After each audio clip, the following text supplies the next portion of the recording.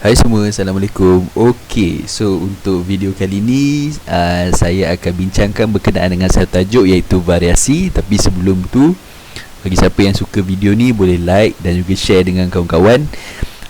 Dan juga jangan lupa kalau belum subscribe tu bolehlah subscribe ya, untuk mendapatkan video-video yang sebelumnya dan juga video-video yang akan datang. Okey, so jom kita tengok apa yang ada dalam variasi ni. Baik, pertama sekali kita kena tahu maksud variasi. Variasi adalah perbezaan ciri antara individu daripada spesies yang sama. Contohnya dalam manusia. Manusia sendiri ada orang tu rambut dia hitam, ada orang rambut dia warna perang, ada orang rambut dia warna blonde dan sebagainya. Walaupun dia kita panggil manusia, tapi manusia ni ada macam-macam jenis. Jadi spesies yang sama, ciri yang berlainan, jadi itu yang kita panggil sebagai variasi. Okey. Variasi ni secara umumnya saya boleh bagi tahu ada dua jenis. Simple je, ada dua jenis. Satu selanjar, satu lagi variasi tak selanjar. Jadi kita tengok yang selanjar dulu ya. Okey, dalam variasi selanjar, perbezaan dia tidak jelas ataupun tidak ketara, tak nampak sangat beza dia. Okey. Data variasi selanjar ni adalah data jenis kuantitatif. Maksudnya data kuantitatif ni adalah data yang kita nak ambil data tu, kita kena gunakan satu alat. Contoh variasi selanjar ni adalah berat badan. So nak ambil data untuk berat badan, kita kena gunakan penimbang. So dia ada alat, barulah kita boleh dapat data secara kuantitatif, secara kuantiti ya. Selalunya bila kita mempersembahkan data, jadi data dia selalu dalam bentuk graf garis ataupun graf loceng macam ni, berbentuk taburan normal. Taburan normal ni adalah graf yang berbentuk loceng. Okey, selalunya dipengaruhi oleh faktor genetik dan faktor persekitaran. So kena ingat, variasi selanjar dia dipengaruhi oleh dua faktor, iaitu faktor genetik dan juga faktor persekitaran. Contoh berat badan sendiri. Kalau ibu dan kalau kita berat badan besar, kita ni mempunyai berat badan yang tinggi, contoh kita badan besar lah, mungkin dia diwariskan daripada ibu dan ayah kita, mungkin ada badan besar, atau mungkin dari segi faktor pemakanan kita tu sendiri. Contoh, kalau saya badan besar, mungkin mak ayah saya badan besar, tapi saya boleh jadi badan kecil juga disebabkan saya kawal pemakanan saya. So boleh jadi dua faktor, satu faktor genetik dan satu faktor persekitaran. Contoh variasi selanjar: berat badan, ketinggian, kadar denyut jantung, kepanjangan tangan, kepanjangan kaki dan sebagainya. Semua data-data yang boleh kita ambil secara kuantitatif. Okey, next, variasi yang kedua adalah variasi tak selanjar. Okey, variasi tak selanjar ni selalunya perbezaan dia memang jelas dan ketara. Kita boleh kategorikan perbezaan dia antara individu dengan individu yang lain. Dan data dia selalu kita ambil secara kualitatif. Maksudnya data untuk variasi tak selanjar ni selalunya dalam bentuk pemerhatian. Contohlah, kita nak tengok kumpulan darah orang tu. So kita perhatikan, dia ada ejen yang kita boleh tahu, satu bahan kimia, kita ambil sampel darah dan kita boleh tahu. So darah orang ni A ke, B ke, AB ke ataupun O. Ataupun balik senang macam ni, orang tu boleh gulung lidah ke tak? Adakah kita kena guna kalkulator? Tak, kita kena guna deria kita, deria penglihatan. So tengok orang tu boleh gulung lidah ke tak boleh gulung lidah. Jadi kalau boleh gulung lidah dan tak boleh gulung lidah, itu adalah variasi tak selanjar. Selalunya data dia kita pakai graf bar ataupun carta bar, dan selalu bentuk graf adalah discrete macam ni dia dipengaruhi oleh faktor genetik sahaja. Okey, maksudnya confirm variasi tak selanjar ni memang datang daripada keturunan. Kalau kita boleh gulung lidah, cuba tengok mak atau ayah kita, mesti salah seorang daripada diorang boleh gulung lidah. Dan tengok adik-beradik kita, ada yang boleh gulung lidah, ada yang tak boleh gulung lidah, dan banyak lagi lah jenis cap jari dan sebagainya. Ini contoh variasi tak selanjar. Okey, kalau tak faham ataupun kurang jelas, nanti boleh komen. InsyaAllah saya akan komen dalam video yang seterusnya ya. Okey, next kita pergi kepada faktor-faktor yang menyebabkan variasi. Kita ni berbeza sebab apa? Kenapa boleh jadi perbezaan di antara manusia-manusia ni dan di antara makhluk-makhluk yang lain? Okey, kita tengok. Terdapat dua faktor utama, iaitu faktor genetik dan juga faktor persekitaran. Very simple. Okey, antara faktor genetik dia adalah pindah silang semasa meiosis. Ingat balik, review balik tajuk meiosis.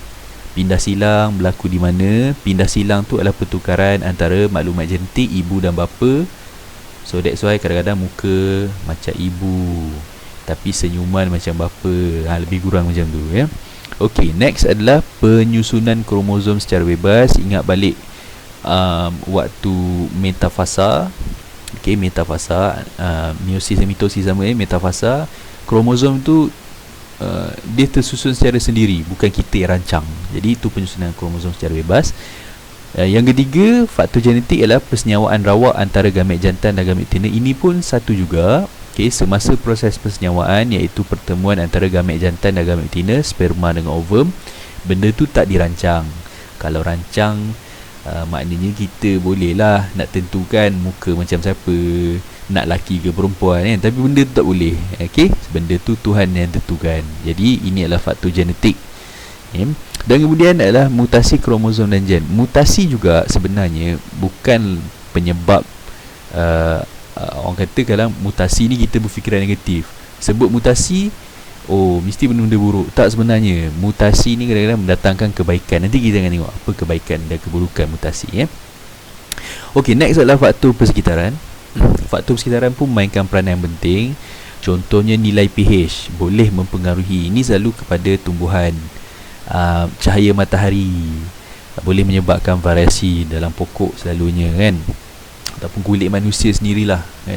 Orang tu asalnya putih, macam biasa lah, asalnya putih, tapi bila berjemur ataupun berjemur bawah cahaya matahari, dia agak hitam dan sebagainya. Ini faktor persekitaran suhu, panas ataupun ini selalunya dalam haiwan-haiwan di mana untuk mendapatkan jantan dan betina bergantung kepada suhu persekitaran. Contohnya ayam air, kehadiran air, iklim satu kawasan dan juga pemakanan.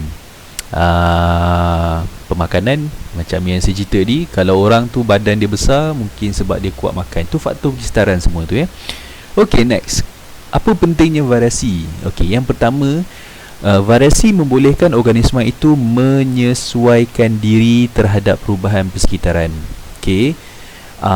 Contohnya apabila terdapat variasi antara beruang.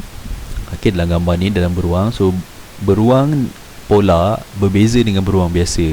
Kenapa boleh wujudnya variasi macam tu? Sebabkan untuk menyesuaikan diri dengan keadaan yang sejuk. Very simple. Next, memudahkan pengecaman individu dalam spesies yang sama. So apabila berbeza, so mudah kita cam. Contoh dalam ni lah, banyak orang-orang yang biru, tiba-tiba ada yang kuning. So kita dapat tahu ada beza. Okey, next, membenarkan pemilihan semula jadi ataupun natural selection dan mewujudkan evolusi. Okey, maksud pemilihan semula jadi ni maksudnya, contohlah dalam kes ini adalah zirafah Kalau zirafah semuanya sama panjang, maknanya makanan akan jadi terhad. Tetapi Tuhan jadikan wujudnya variasi ini, so membolehkan seolah-olah alam semula jadi memilih siapa yang dikenakinya. Okay, contoh, kalau zirafah ni, andai katalah zirafah ni leher dia pendek, jadi bukan nama zirafah namanya, ataupun zirafah ni zirafah yang agak cacat kita panggil. So dia tak dapat makanan. Bila tak dapat makanan, dia akan mati dan pupus. So hanya yang tinggal adalah zirafah yang betul-betul dikategorikan sebagai zirafah, iaitu kaki dia panjang, leher dia panjang, so that dia boleh menjalankan fungsi-fungsi sebagai seekor zirafah. Jadi alam telah memilih zirafah yang betul-betul zirafah untuk hidup. Bagi siapa yang tidak memenuhi kriteria sebagai seekor zirafah, maka dia akan pupus ataupun terancam ataupun akan mati. Itu maksud natural selection pemilihan semula jadi. Okey, next, membantu dalam penyamaran. Ini biasa. Variasi, banyak variasi menolong haiwan, selalunya haiwan, untuk melindungi diri. Penting dalam penyamaran. Contohnya ular, contoh ulat daun dan sebagainya. Jadi bila berwarna hijau macam ni, so orang tak perasan, dia tak perasan, so haiwan haiwan yang menjadi mangsa pun tak perasan kehadirannya. So dia boleh melangsungkan kelangsungan hidupnya.